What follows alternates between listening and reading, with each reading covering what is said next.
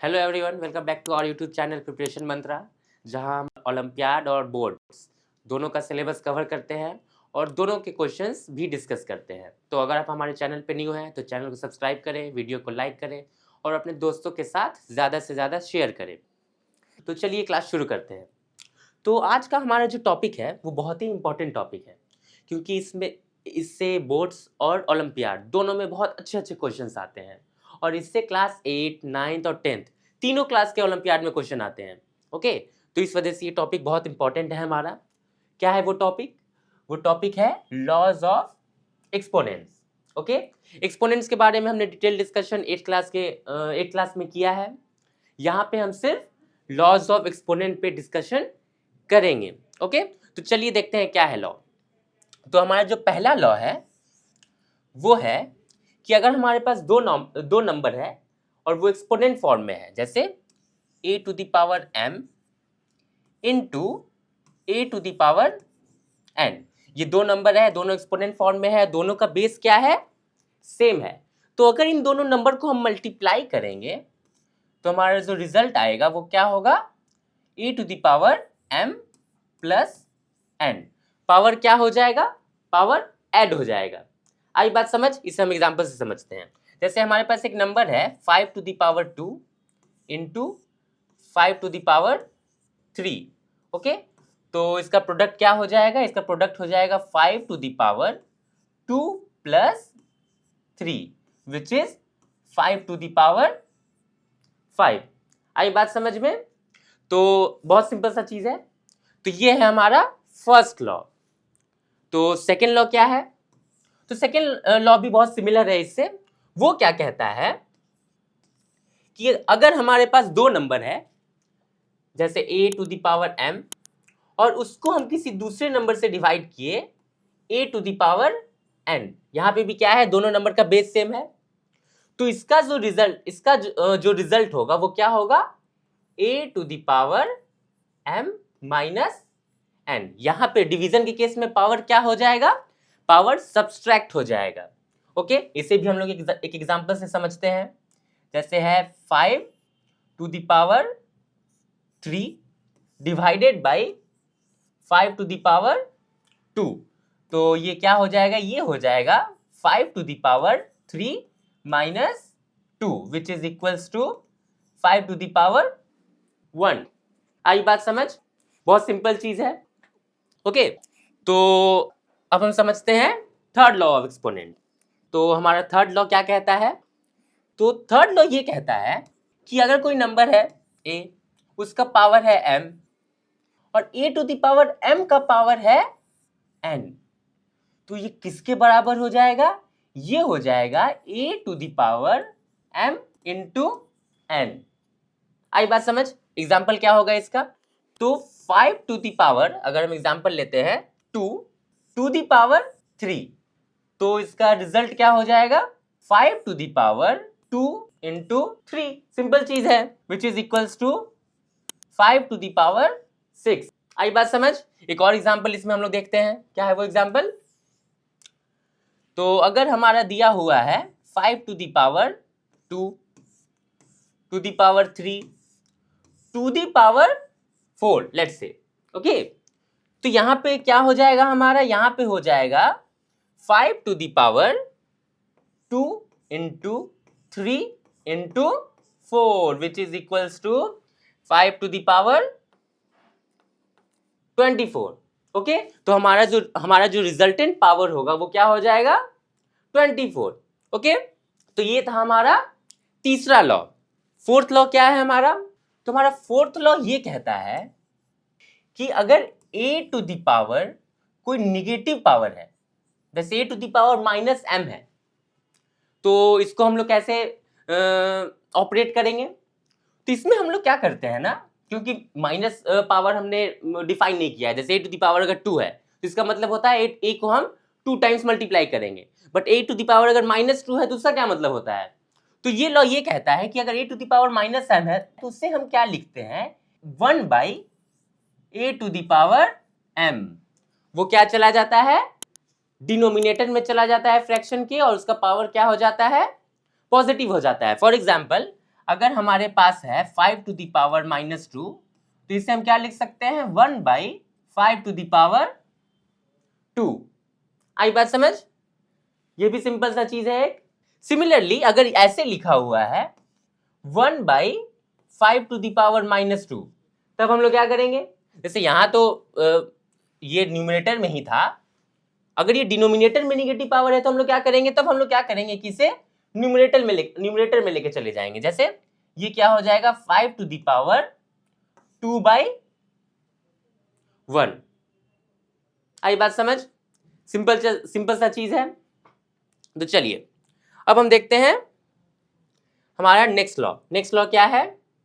Fifth law क्या कहता है? फिफ्थ लॉ ये कहता है कि अगर किसी फ्रैक्शन का पावर अगर हमें निगेटिव दिया हुआ है, जैसे a/b का पावर अगर हमें -m दिया हुआ है, तो हम लोग इसको कैसे लिख सकते हैं? हम लोग इसको लिख सकते हैं b/a to the power m। Okay, power positive हो गया और फ्रैक्शन क्या हो गया? फ्रैक्शन रेसिप्रोकल हो गया। ओके, तो अगर हम फ्रैक्शन को रेसिप्रोकल कर दें तो पावर क्या हो जाता है? पॉजिटिव हो जाता है। अगर किसी इंडिविजुअल नंबर पे पावर है तो उसे तो हमें चेंज करना आ गया। ओके, अब यहाँ पे अगर किसी फ्रैक्शन पे भी निगेटिव पावर है तो उसे भी हम चेंज कर सकते हैं। चलो तो इसका एग्जाम्पल देख लेते हैं। अगर हमारे पास दिया है 5 to the power 5/2 to the power -3 let's say, तो ये किसके बराबर हो जाएगा? ये हो जाएगा 2/5 टू द पावर 3। आई बात समझ? बहुत सिंपल सा चीज है। ओके, ये सब भी हमने वैसे 8th क्लास में पढ़ा है, बट यहाँ पे मैं रिवाइज करा रहा हूं ताकि हम इससे क्वेश्चंस बना सके। ओके, चलो ठीक है। नेक्स्ट लॉ हमारा क्या कहता है? तो हमारा नेक्स्ट लॉ ये कहता है कि अगर a to the power m है into b to the power भी m है, अगर पावर सेम होगा तो हम लोग बेस को क्या कर सकते हैं? मल्टीप्लाई। जैसे वहां पे फर्स्ट लॉ में हमने क्या देखा था कि अगर बेस सेम है तो पावर को ऐड करते हैं, उसी तरीके से अगर पावर सेम है तो बेस को हम लोग क्या कर सकते हैं? Multiply. In the case of multiplication, not in addition. Okay, यहाँ पे इस बात का हमें ध्यान रखना है। तो ये क्या हो जाएगा? ये हो जाएगा ab to the power m। आई बात समझते हैं इसको एक एग्जांपल से भी। अगर हमारे पास दिया है 5 to the power 3 into 2 to the power 3, तो इसे हम क्या लिख सकते हैं? इसे हम लिख सकते हैं 5 into 2 to the power 3 which is equals to 10 to the power 3। Simple है। चलिए ठीक है, अब हम देखते हैं कि क्या इसका रिवर्स सही होगा। रिवर्स का क्या मतलब है कि अगर है ab to the power m तो उससे हम लिख सकते हैं a to the power m into b to the power m, मतलब इसका उल्टा भी सही होगा। हम लोग इधर से इधर भी जा सकते हैं और इधर से इधर भी आ सकते हैं, राइट। इसका एक एग्जाम्पल देख लेते हैं। अगर हमारे पास दिया है 3 इंटू 2 टू द पावर 6, तो इसको हम क्या लिख सकते हैं? 3 to the power 6 into 2 to the power 6। ये दोनों हम कर सकते हैं। ओके, और ये डिपेंड करेगा क्वेश्चन पे कि हम इसको इस फॉर्म में लिखें या फिर इस फॉर्म में लिखें। ओके, चलो तो अब हमारा 7th लॉ क्या कहता है? 7th लॉ 6th लॉ भी बहुत सिमिलर है। ये क्या कहता है कि अगर a to the power m है divided by b to the power भी m है, तो इसको भी हम लोग क्या लिख सकते हैं? इसको हम लिख सकते हैं a/b to the power m। Similar एकदम 6th लॉ की तरह। ओके, इसे एक एग्जांपल की तरह देख लेते हैं। जैसे अगर दिया हुआ है 5 to the power let's say 3 divided by 4 to the power 3, इससे हम क्या लिख सकते हैं? 5/4 टू द पावर 3। ओके, यहां भी रिवर्स एप्लीकेबल है। क्या है कि अगर हमें दिया हुआ है 5/4 टू द पावर 3, तो इसे हम लिख सकते हैं 5/3/4 टू द पावर 3। आई बात समझ? एकदम सिमिलर है 6 लॉ की तरह। ओके, यहाँ पे भी इसको किसी नंबर को हम इस फॉर्म में लिखेंगे या इस फॉर्म में लिखेंगे, ये डिपेंड करेगा क्वेश्चन पे। ओके, चलो अब हम देखते हैं हमारा नेक्स्ट लॉ, जो क्या कहता है कि अगर a टू द पावर कोई फ्रैक्शन है, ओके, जैसे a टू द पावर हम लिख देते हैं 1/m, इसका क्या मतलब होता है? तो इसका मतलब ये होता है कि mth रूट ऑफ a। आई बात समझ? जैसे कि अगर हम लिखते हैं a टू द पावर 1/2, तो इसका क्या मतलब होगा? इसका मतलब होगा root under a। Okay, square root of a। वहीं पे अगर हम लिखेंगे 1/3, तो ये क्या हो जाएगा? इसे हम लिख सकते हैं cube root of a। Similarly अगर 1 टू द पावर 4 होगा, a टू द पावर 1/4, तो उसे हम क्या लिख सकते हैं? उसे हम लिख सकते हैं fourth root of a। a to the power 1/4 को क्या लिख सकते हैं? Fourth root of a। Similarly अगर a टू द पावर 1/5, 1/6, तो उसे हम वैसे लिख सकते हैं। ओके, तो ये था हमारा थर्ड लॉ। हाँ, यहाँ पे एक और बात आता है कि अगर a टू द पावर 2/3 है, तब हम क्या करेंगे? ओके, तो इस केस में हम क्या करते हैं ना, कि ये जो पावर 2 है उसको हम लोग इस टाइप से लिख देते हैं। ओके, क्योंकि अल्टीमेटली हमने थर्ड लॉ क्या पढ़ा था? थर्ड लॉ हो जाता है कि अगर a to the power 2 to the power 1/3 है, तो ये क्या हो जाएगा? मल्टीप्लाई हो जाएगा। तो इसको हम लिख सकते हैं a to the power 2 into 1/3 which is equals to a to the power 2/3। Okay, तो इसको हम इस तरीके से लिखते हैं और फिर इसको सॉल्व करते हैं, तो ये क्या हो जाएगा? Cube root of a square. Okay, आई बात समझ? एक और एग्जांपल देख लेते हैं। जैसे अगर लिखा हुआ है a टू द पावर 7/5, तो इसको हम क्या लिख सकते हैं? a to the power 7 fifth root of a to the power 7। आई बात समझ? बहुत ही इंपॉर्टेंट ये लॉ है। वैसे तो सारे लॉज इंपॉर्टेंट हैं, उसी तरह ये भी लॉ इंपॉर्टेंट है। क्वेश्चन बनाते टाइम ये सारे कॉन्सेप्ट जो हैं वो बहुत यूज आते हैं। ओके, नाइन्थ लॉ क्या कहता है कि किसी भी नंबर का पावर अगर 0 है तो उसका क्या मतलब होता है?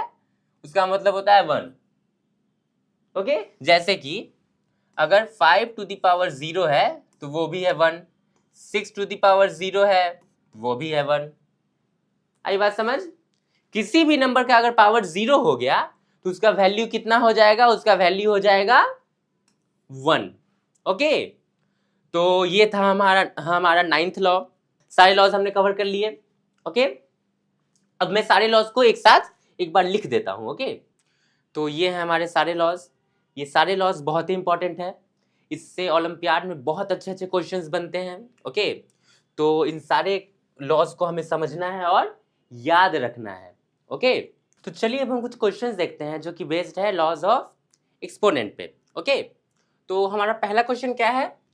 2 to the power 3 into 2 to the power 4 divided by 2 to the power 8। Okay, तो यहाँ पे हमें अप्लाई करना है लॉज ऑफ एक्सपोनेंट। तो हम यहाँ देख सकते हैं कि यहाँ पे क्या है? दो नंबर है एक्सपोनेंट के फॉर्म में जिसका बेस सेम है और यहाँ मल्टीप्लीकेशन साइन है। तो हम लोग क्या करेंगे? इसके पावर को ऐड कर देंगे। ओके, तो क्या करेंगे हम लोग? 2 to the power 3 plus 4 by 2 to the power 8। Right, क्या हो जाएगा ये? 2 to the power 7 by 2 to the power 8। आई बात समझ? अब हम लोग क्या करेंगे? यहां हम लोग क्या देख सकते हैं कि दो नंबर है एक्सपोनेंट के फॉर्म में, बेस दोनों का सेम है और यहाँ पे क्या है? ऑपरेशन डिवाइड का ऑपरेशन है। तो हम लोग क्या करेंगे? हम लोग इसको अब लिख सकते हैं 2 to the power 7 minus 8। Right, तो यहाँ पे क्या हो गया? ये था second law of exponent. Okay, यहाँ पे हमने फर्स्ट लॉ अप्लाई किया, यहाँ पे सेकेंड लॉ अप्लाई कर रहे हैं। तो ये हो जाएगा 2 टू द पावर -1, ओके। अब अगेन 2 टू द पावर -1 तो कुछ होता नहीं है, ओके। तो इसे हम क्या लिख सकते हैं, 1/2 टू द पावर 1।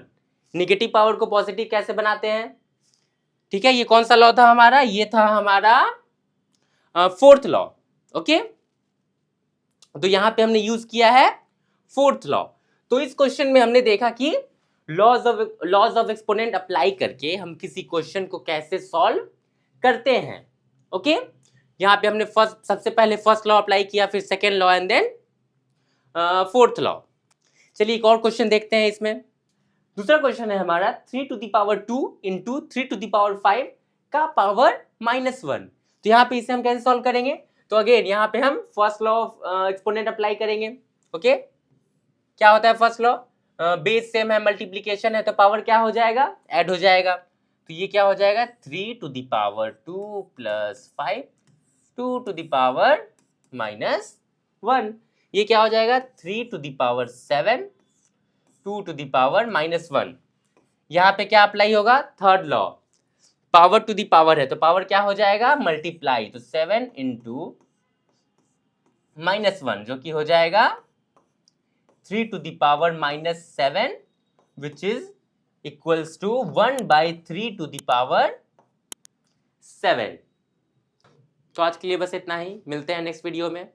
तब तक अगर आप हमारे चैनल पे न्यू हैं तो चैनल को सब्सक्राइब करें, वीडियो को लाइक करें और अपने दोस्तों के साथ ज़्यादा से ज़्यादा शेयर करें।